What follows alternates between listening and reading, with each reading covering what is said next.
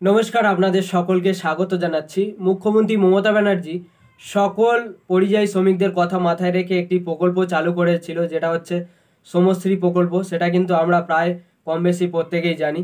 তো এই শ্রমশ্রী প্রকল্প ঘিরে কিন্তু দেশের বাইরে থাকা এবং আমাদের রাজ্যে থাকা বিভিন্ন নাগরিক তারা এর থেকে বেনিফিট পাওয়ার জন্য কিন্তু ফর্ম ফিল আপ করে আবেদনপত্র জমা দিচ্ছে।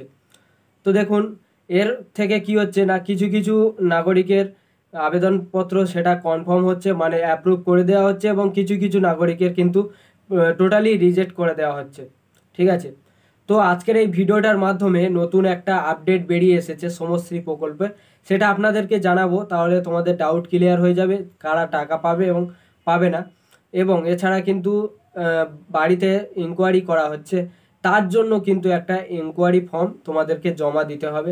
সেটাও তোমাদেরকে বলবো কিভাবে তোমরা ডাউনলোড করবে এই ফর্মটা, এছাড়া ফিল আপ করবে কীভাবে, সমস্ত কিছু দেখাবে এই ভিডিওটার মাধ্যমে। ভিডিওটা A to Z তোমরা দেখতে থাকো।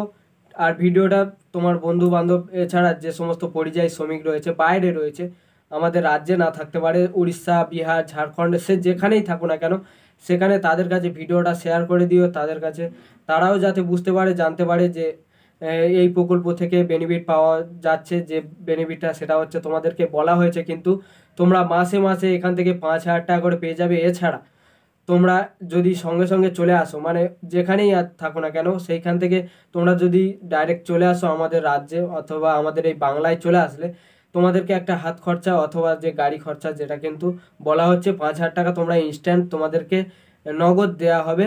এছাড়া তোমরা যতদিন না অন্য অন্য কাজের সাথে নিযুক্ত হচ্ছে, সে যে কোনো কাজ হতে পারে, এর জন্য কিন্তু তোমরা প্রতি মাসে মাসে 5,000 টাকা করে সেটা কিন্তু তোমরা পেয়ে যাবে। এখানে কিন্তু সেটা বলা হচ্ছে বা সেই রকম কিন্তু কথা উঠে আসছে।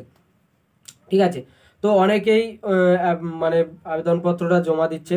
কিছু কিছু নাগরিকের আবেদনপত্র অ্যাপ্রুভ এবং কমপ্লিট করে দিয়েছে, এবং তারা কিন্তু পেয়েও গেছে যে রীতিমতো যেটা কিন্তু বলা হয়েছে এই প্রকল্প থেকে যে বেনিফিটটা 5,000 টাকা করে, সেটা কিন্তু অলরেডি কিছু কিছু নাগরিক পেয়ে গেছে। কিছু কিছু নাগরিক কিন্তু এখনো পাচ্ছে না, মানে বাদবাকি যে সমস্ত নাগরিক মানে আবেদনপত্র জমা দিচ্ছে তারা কিন্তু পাচ্ছে না।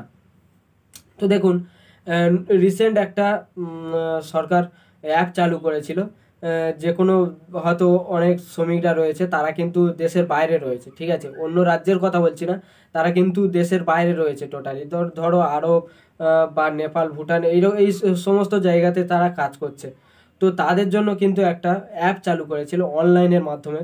তোমরা সেই অ্যাপটা কিন্তু যে গুগল ক্রোম সাইট রয়েছে, ওয়েবসাইটটা রয়েছে, সেই ওয়েবসাইট থেকে কিন্তু তোমরা যে পরিযায়ী শ্রমিক বা সমস্ত প্রকল্প অ্যাপ বলে সার্চ করলে, সেইখান থেকে তোমরা অ্যাপটা ডাউনলোড করে নিয়ে ওইখান থেকে কিন্তু খুব সহজে তোমরা তোমাদের যে ডকুমেন্টস রয়েছে, মানে বেনিফিট পাওয়ার জন্য তোমাদেরকে তো অ্যাপ্লাই করতে হবে। তো অ্যাপ্লাই করার জন্য কিন্তু তোমরা অনলাইন থেকে যে অ্যাপ থেকে খুব সহজে তোমরা করে নিতে পারতে, মানে অ্যাপ্লাই করে দিতে পারতে। এবং এছাড়া কিন্তু তোমরা ওইখান থেকে তোমাদের স্ট্যাটাস কোন জায়গায় তোমাদের রয়েছে সেটা কিন্তু দেখা যেত। এছাড়া যারা মানে অফলাইনের মাধ্যমে তোমরা অ্যাপ্লাই করেছো, তাদের কিন্তু ওইখান থেকে স্ট্যাটাস তোমরা দেখে নিতে পারতে। ঠিক আছে, এবারে কি হয়েছে দেখুন, সরকার চাইছে যে যে সমস্ত পরিযায়ী শ্রমিক রয়েছে, ঠিক আছে, তাদের জন্য কিন্তু শুধুমাত্র এই প্রকল্পটা চালু করেছে। সরকার বলতে চাইছে যে মানে পশ্চিমবাংলার আম আদমি নাগরিক যে সমস্ত রয়েছে তাদের জন্য কিন্তু না। এবং সাধারণ নাগরিক তারাও কিন্তু, মানে বাংলায় থাকা নাগরিক তারাও কিন্তু এর থেকে বেনিফিট পাওয়ার জন্য তারাও কিন্তু আবেদন করা শুরু করে দিচ্ছে অলরেডি। ঠিক আছে, তাদেরকে কিন্তু রিজেক্ট করে দেওয়া হচ্ছে, এবং তাদেরকে বলা হচ্ছে যে তোমরা যে বাইরে কাজ করো তার একটা প্রুফ দেখাতে হবে। ঠিক আছে, বা তোমরা যে কাজ করো তার একটা প্রমাণ সহ তোমাদেরকে দেখাতে হবে, তবে কিন্তু মানে ডকুমেন্টসটা অ্যাপ্রুভ হবে বা ভেরিফিকেশানটা কমপ্লিট হবে। ঠিক আছে, তো এর জন্য কিন্তু একটা ইনকোয়ারি ফর্ম তোমাদেরকে জমা করতে বলছে, এবং বিভিন্ন নিউজ চ্যানেল থেকে শুরু করে বিভিন্ন মানে রাজনৈতিক মতামত তারাও কিন্তু পেশ করছে যে ইনকোয়ারি ফর্ম তোমাদেরকে জমা করতে হবে, তবে কিন্তু এইখান থেকে যে বেনিফিটটা রয়েছে সেটা কিন্তু তোমরা পাবে।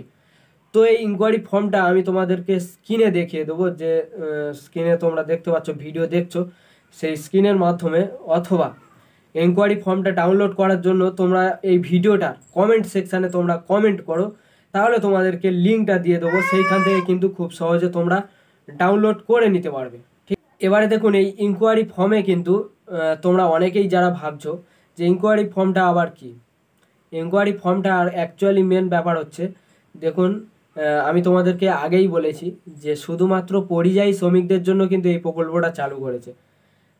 যেহেতু পশ্চিমবাংলার স্বাভাবিক নাগরিকরা তারাও কিন্তু এর থেকে বেনিফিট পাওয়ার জন্য অ্যাপ্লাই করছে, আবেদন করছে, তো তাদেরকে কিন্তু রিজেক্ট করা হচ্ছে। তোমরা যদি সত্যিকারে পরিযায়ী শ্রমিক হয়ে থাকো বা তোমরা যে পরিযায়ী শ্রমিক বাইরে আছো, তাদের জন্য কিন্তু এই প্রকল্পটা চালু করেছে এবং তাদেরকে বলা হচ্ছে যে ইনকোয়ারি ফর্মের মধ্যে কিন্তু তোমরা যে কাজ করো সেটা প্রমাণসহ তোমাদেরকে ফিল আপ করতে হবে বা একটা সই সাপোর্ট লাগবে। তার জন্য কিন্তু ইনকোয়ারি ফর্মটা মানে এনেছে বা দিচ্ছে, ঠিক আছে। তবে কিন্তু তোমাদের যে কাগজটা রয়েছে, যে মানে আবেদনপত্রটা রয়েছে, সেটা কিন্তু ভেরিফিকেশান কমপ্লিট হবে।